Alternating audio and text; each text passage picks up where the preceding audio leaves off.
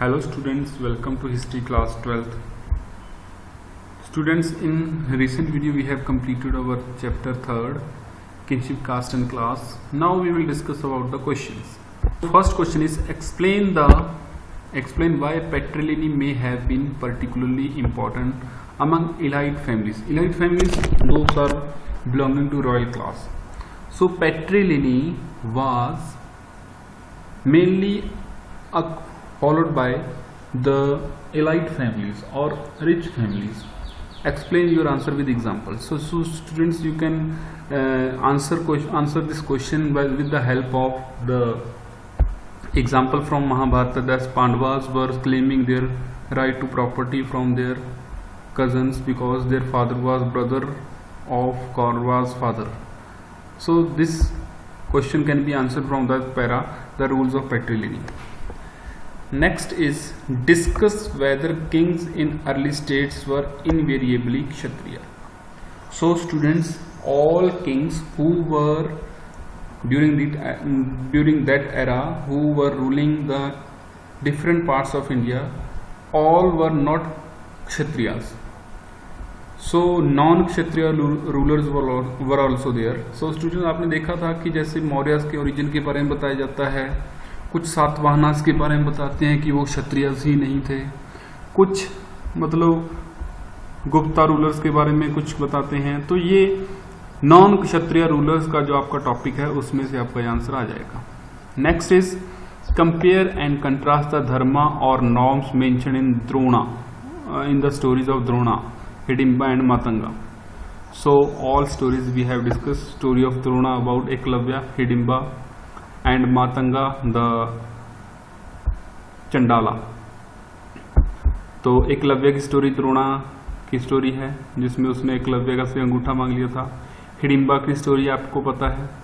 और मातंगा ये Buddhist text में आपने पढ़नी है. ये स्टोरी आपको कहा गया था पढ़ने के लिए. मातंगा जो कि एक चंडाल के रूप में कार्य करता है, उसकी स्टोरी बुद्धिस्ट टेक्स्ट में बताई गई है.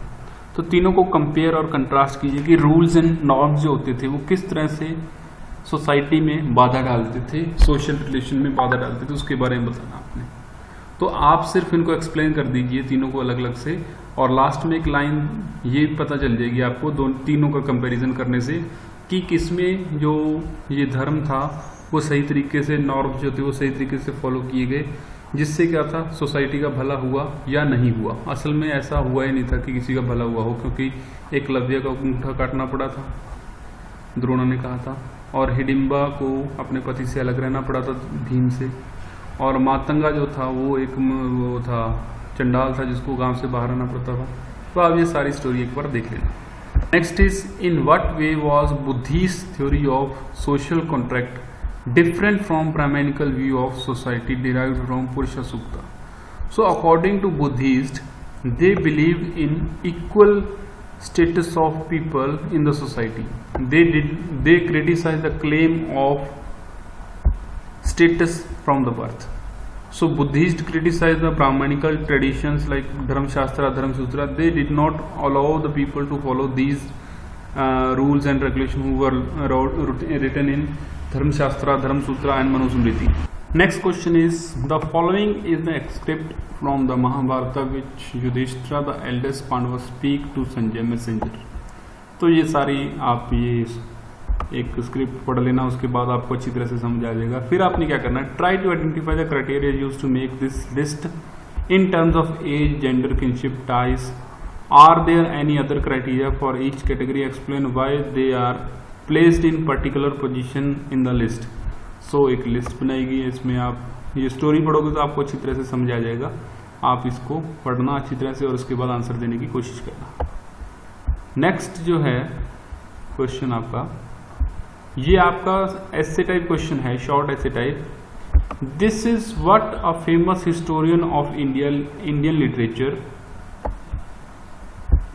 Morris Winternitz wrote about Mahabharata.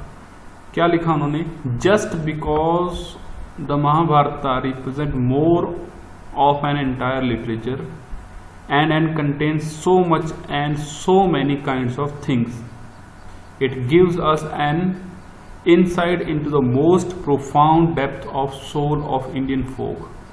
India में क्या था, किस तरह का सिस्टम चलता था, किस तरह के रूल्स एंड रेगुलेशन थे सोसाइटी के, उसके बारे में सबसे अगर डिटेल में एक्सप्लेन करती है तो वो महाभारत है। ये मॉरेंस विंट्रेंस ने बताया था हमें। तो इसको हम डिस्कस कैसे करेंगे? सबसे पहले देखो, महाभारत में हर चीज को एक्सप्लेन किया गया है। आप लिखोगे, फर्स्ट टॉपिक लिखोगे, फर्स्ट पॉइंट लिखोगे, उसको एक्सप्लेन करोगे। फर्स्ट लिखोगे kinsfolk, rules of marriage. Second, third is patriliny, varna system and social relation, social status on the basis of birth, women and their share in the property, and last one is four varna system, and rest of the people who were out of four varnas, what kind of people they were and how the brahmanas address them. So these things can be discussed in points in this question. Next is discuss whether Mahabharata could have been a work of single author. It may have been a work of single author, but it may have been work of different authors. For example, it was first written by the charioteer bards who accompanied the soldiers or the kshatriyas in the battlefield, and they saw their bravery and wrote that bravery in their own words in the books. But later this task was undertaken by the Brahmanas, and the rules and regulation of society and Dharma Sutra and Dharma Shastra and Manu Smriti, these rules were added later on after the interference of Brahmanas in written system. And Mahabharata is a dynamic text. Its composition is taken from different parts of India, so it may or may not be of a composition of single author. Next question is, how important were gender difference in early societies? Give a reason for your answer. So gender difference के बारे में बताना आपने, जिसमें आपने non क्षत्रिय Kings में जो आपने बताओगे कि जो रूल्स ऑफ मैरिजेस में औरत क्या कर सकती थी, औरत की प्रॉपर्टी में कितना अधिकार था, और क्या औरतों की इम्पोर्टेंस थी। सातवाहना रूलर्स के बारे में बताओगे। उसके बाद एक जो डाइस गेम में युधिष्ठिर ने द्रौपदी को दाव पर लगा दिया था, स्टेक पर लगा दिया था, उसके बारे में डिस्कस करोगे। Next is discuss the evidence that suggest that Brahmanical prescription about kinship and marriage were not universally followed. ब्राह्मण कहते तो थे कि यूनिवर्सली फॉलोड होते हैं, लेकिन आप देखना बहुत सारी चीजें हैं जो फॉलो नहीं की जाती।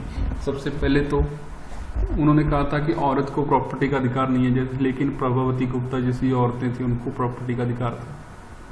उसके बाद उन्होंने कहा था कि जो क्षत्रियाज हैं वही किंग बनेंगे, लेकिन बहुत सारे नॉन क्षत्रियाज हैं वो भी किंग थे, जैसे ब्राह्मणास। उसके बाद उन्होंने कहा था कि शूद्रा जो सर्विस करने के लिए होंगे, लेकिन नहीं, ऐसा नहीं था। शूद्रास जो थे उन्होंने सर्विस के साथ साथ अपने काम भी शुरू कर लिए थे, और बहुत अमीर भी थे शूद्रास, वेल्दी भी बन गए थे। उन्होंने कहा था कि जो क्षत्रिय हैं सिर्फ वही युद्ध कर सकते हैं, लेकिन ऐसा नहीं हुआ था। तो ये नॉर्म्स थे, प्रिस्क्रिप्शंस थी सोसाइटी में ब्राह्मणों द्वारा दी गई, लेकिन जो मैरिजेस थी, किनशिप थी, वो इसको फॉलो नहीं करते, क्योंकि जो राजा जो होते थे वो मैरिजेस ये देख कर नहीं करवाते थे कि उनकी जाति से संबंध रखती है, नहीं, ऐसा नहीं था। वो एक्सोगेमियस मैरिज भी करवा लेते थे। तो इस तरह से ये एक्सरसाइज थी स्टूडेंट्स, ये आपने करनी है।